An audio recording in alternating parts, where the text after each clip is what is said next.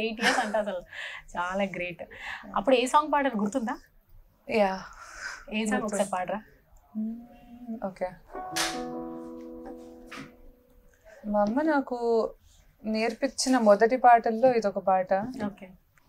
నిదుర పోరా తమ్ముడా, నిదుర పోరా తమ్ముడా, నిదురలోన గతములంతా నిమిషమైనా మరచిపోరా, నిదురలోన గతములంతా నిమిషమైనా మరచిపోరా, కరుణలేని ఈ జగాన కలత నిదురే నీదిరా, నిదుర పోరా తమ్ముడా.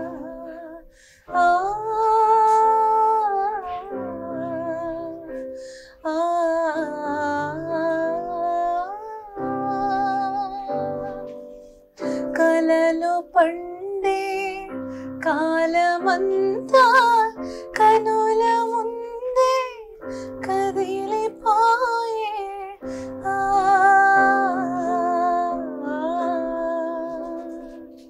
కలలో పండే కాలమంతా కనుల ముందే కదలిపోయే, లేత మనసున చిగురుటాశ పూతలోనే రాలిపోయే, నిదుర పోరా తమ్ముడా, నిదుర పోరా తమ్ముడా.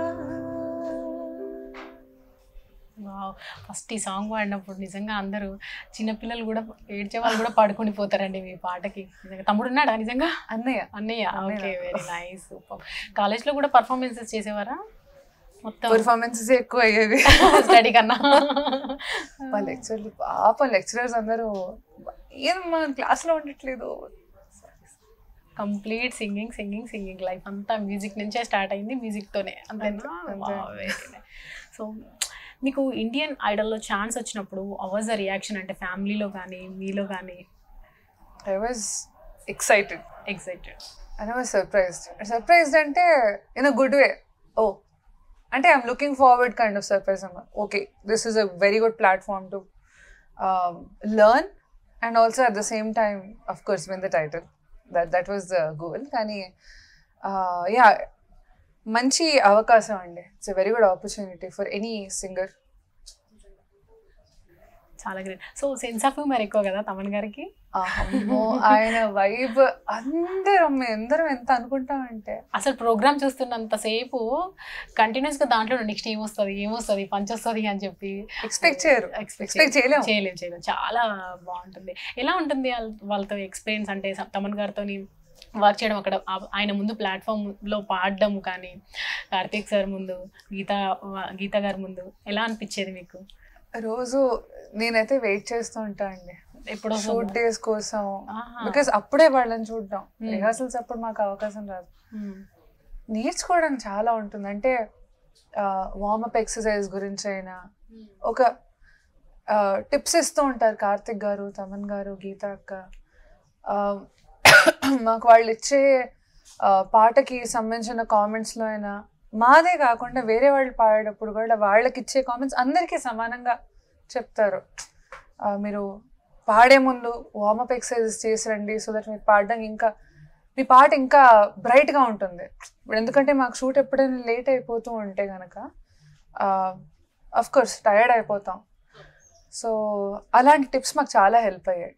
కామెంట్స్ అప్పుడు అయినా ఆఫ్ సెట్ ఎడిట్లో కూడా అంత కాంటెంట్ వేయడానికి వాళ్ళకి అవ్వదు కాబట్టి టీమ్కి మాకు ఎప్పుడు పాడడం పెర్ఫార్మెన్స్ ఒక ఎత్తు అంటే వాళ్ళ దగ్గర అక్కడ ఉండి ఆ ప్రిమిసెస్లో ఉంటూ వాళ్ళని వాళ్ళ లెర్నింగ్ని వాళ్ళది చెప్పేవి నేర్చుకోవడం, నోట్ చేసుకోవడం అనేది ఒక ఎక్స్పీరియన్స్ అండి. అది main. So especially what did you learn from them, your judges? ఒక్కొక్కళ్ళకి ఒక్కొక్క క్వాలిటీ ఉంది అక్కడ.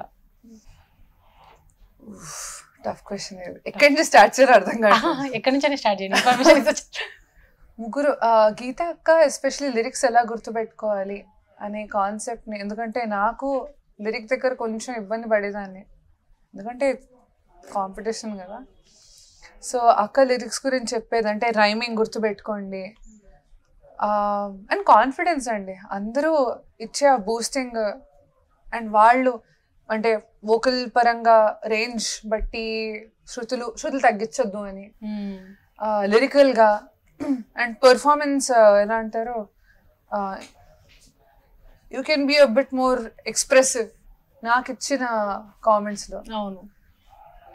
ఓకే, ఎనీవే సో ఎలా అంటే అందరూ ఎమోషన్ మెయిన్గా, తమన్ గారు కూడా అంటారు ఎమోషన్ పెట్టండి పాటలో, నథింగ్ విల్ గో రాంగ్.